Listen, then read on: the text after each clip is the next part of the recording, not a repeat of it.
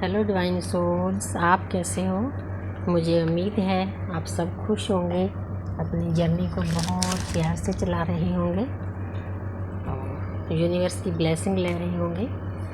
तो यूनिवर्स मुझे गाइड करें, एंजल मुझे गाइड करें। मैं DF की आज की एनर्जी देखना चाहती हूँ और मैं गाइडेंस भी लूँगी बीच बीच में।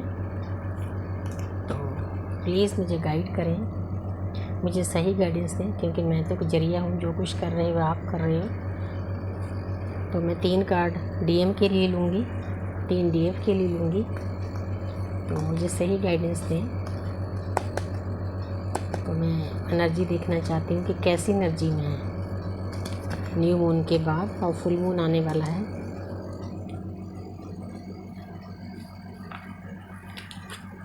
तो पहला कार्ड तो डेविल एनर्जी में है।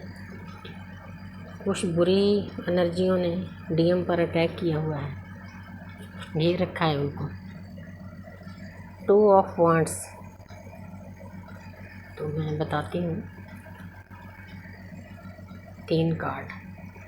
3 ऑफ वांड्स विचार चल रहे हैं। अब मैं DF की तरफ देखना चाहती हूँ। कम्युनिकेशन का कार्ड है। तो 5 ऑफ स्वॉर्ड्स। तो आगे है व्हील ऑफ फॉर्चून। तो 3 कार्ड मैंने DM के लिए ले लिए हैं, 3 DF के लिए ले लें। तो ये बैलेंस का कार्ड है, जगलिंग। तो अब मैं बताना चाहती हूँ कि DM की तरफ आज बहुत हैवी एनर्जी है। उनकी बहुत बुरी हालत है, डिप्रेशन में है, सैड में है। नेगेटिव एनर्जी ने उन पर अटैक कर रखा है। कई बार वो जब अपने अलग अलग रिश्तों में जाते हैं, कार्मिक रिश्तों में जाते हैं, क्योंकि उनको जाना पड़ता है कर्मा बैग्स खाली करने के लिए, इसलिए इस बात को समझना चाहिए। लेकिन मैं यहाँ पर ये बात बताना चाहती हूँ कि कई बार वो कार्मिक के साथ होते हैं, वो अपनी DF का बहुत इंसल्ट करते हैं। ये उनको नहीं करना चाहिए, क्योंकि हमारी जर्नी प्यार की है। हाँ, अगर नहीं मन मानता तो मतलब आराम से आप चुप से बैठ सकते हो। लेकिन किसी औरत की बेइज्जती करनी, किसी शक्ति की बेइज्जती करनी, ये बहुत बुरी बात है। क्योंकि इसमें माफ़ी भी बहुत मुश्किल से मिलती है। बिना कारण किसी आत्मा को इतना दर्द देना, ये गलत बात है। थोड़ी सी यहाँ पर मैं गाइडेंस भी देती हूँ।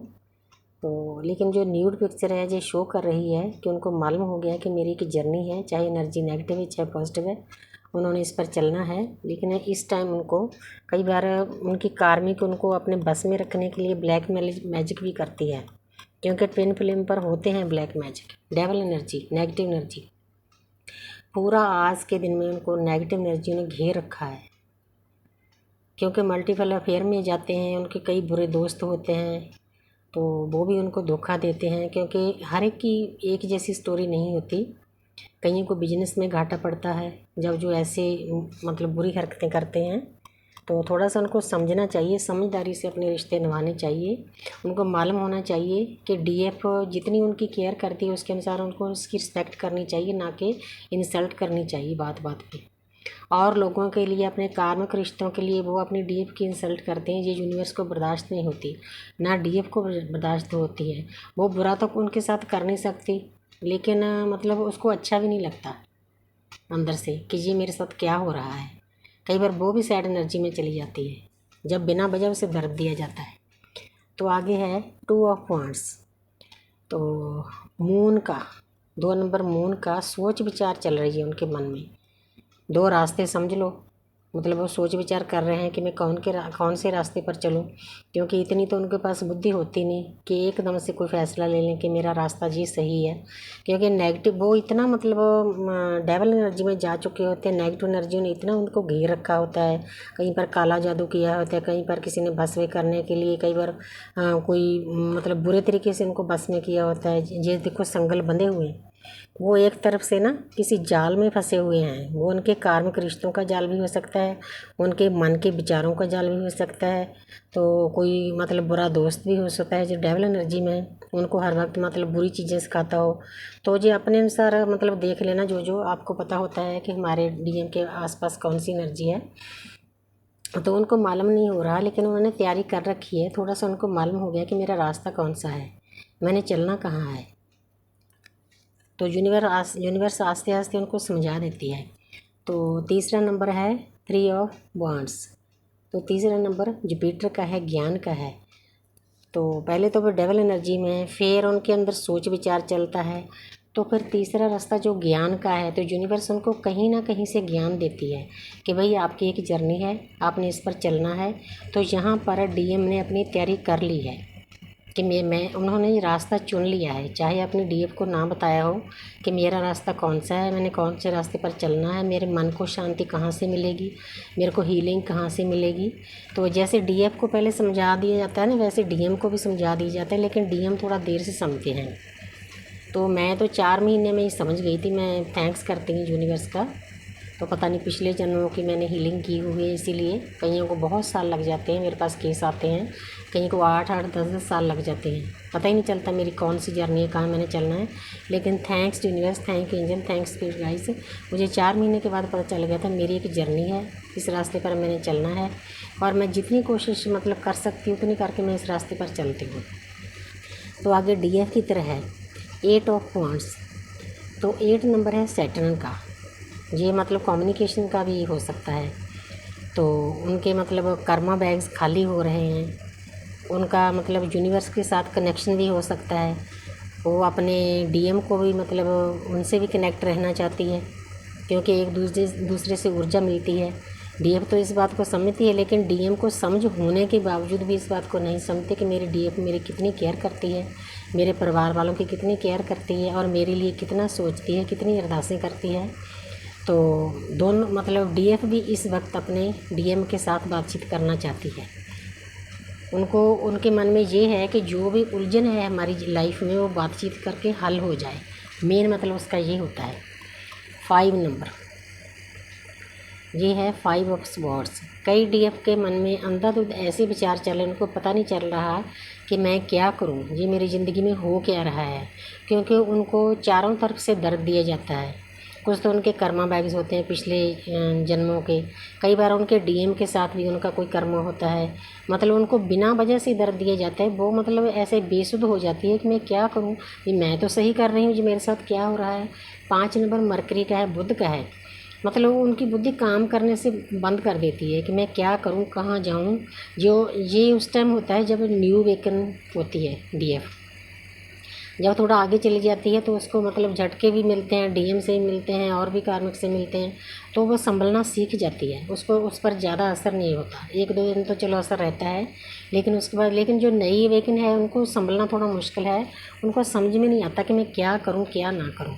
तो यहाँ पर मैं उन डीएफ को, नई वेकन को बताना चाहती हूँ कि अगर आपकी ऐसी स्थिति है, मतलब चारों तरफ आपके आसपास नेगेटिव एनर्जियाँ फैली हुई, तो आप मेडिटेशन करो और कुछ मंत्रा चैंटिंग करो।